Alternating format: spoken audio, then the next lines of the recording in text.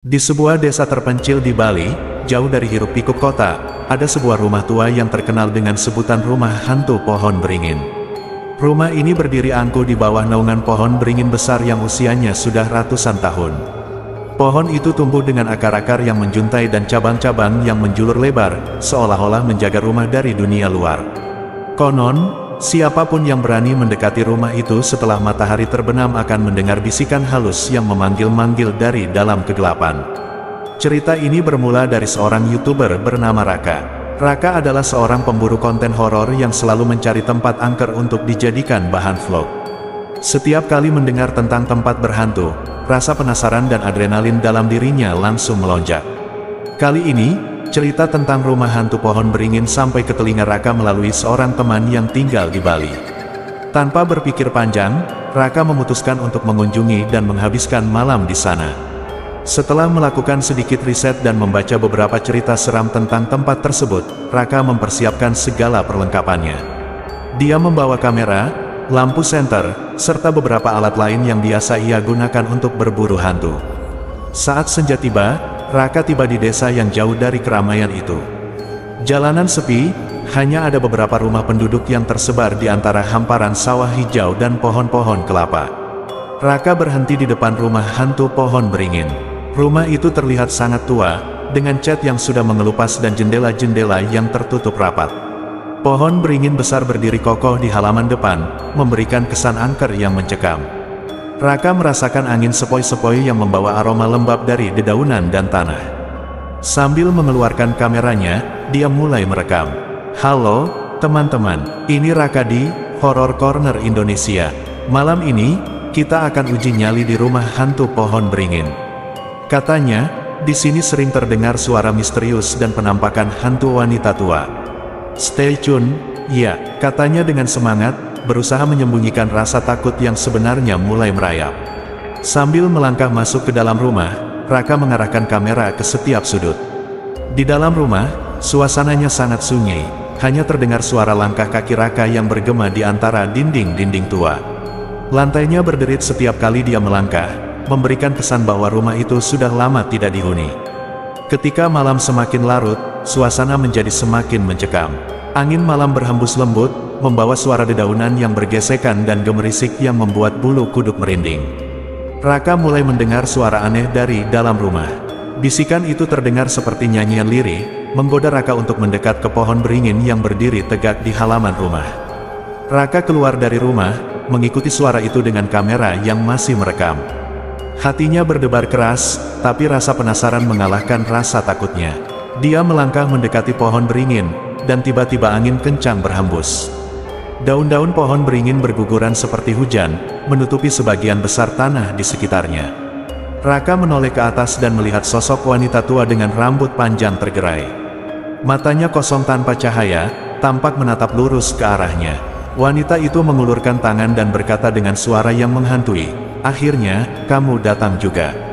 Raka terkejut dan mundur beberapa langkah, namun kakinya terasa berat dan tidak bisa bergerak.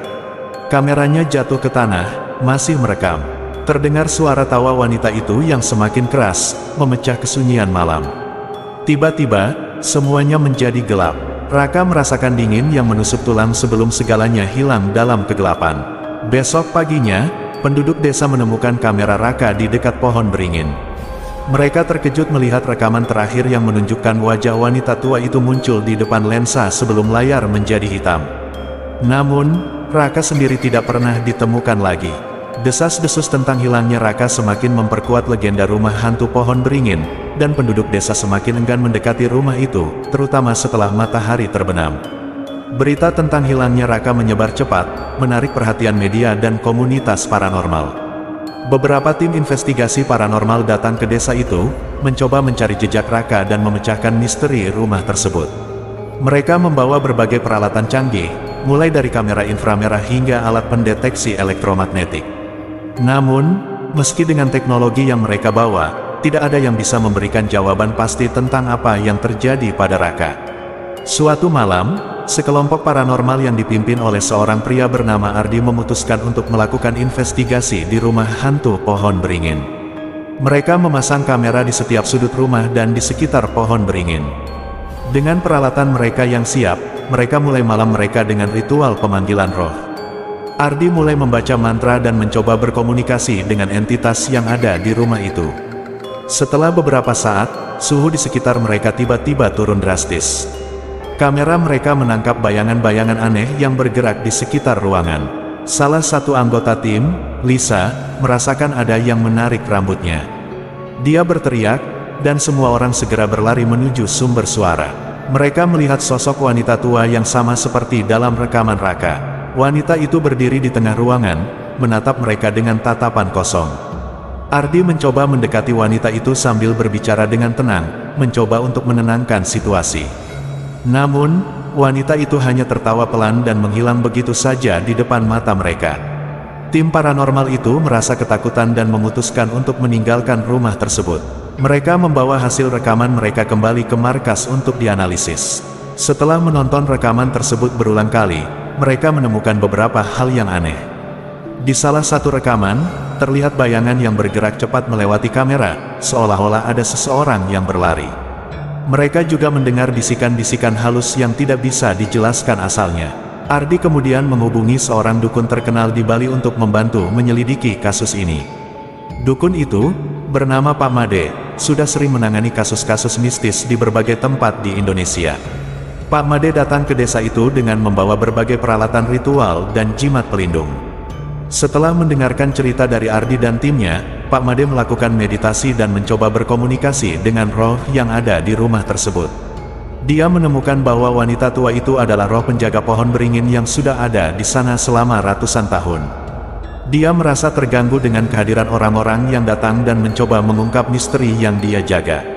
Pak Made kemudian melakukan upacara penyucian di sekitar rumah dan pohon beringin. Dia membakar dupa dan membacakan mantra-mantra untuk menenangkan roh wanita tua tersebut. Setelah upacara selesai, suasana di sekitar rumah itu menjadi lebih tenang. Angin sepoi-sepoi berhembus lembut, membawa aroma bunga dan dupa yang dibakar. Meskipun begitu, rumah itu tetap dianggap angker oleh penduduk desa.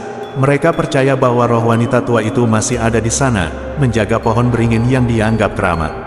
Rumah hantu pohon beringin menjadi tempat yang dihindari, terutama saat malam hari. Hanya orang-orang yang benar-benar berani atau penasaran saja yang berani mendekati tempat itu.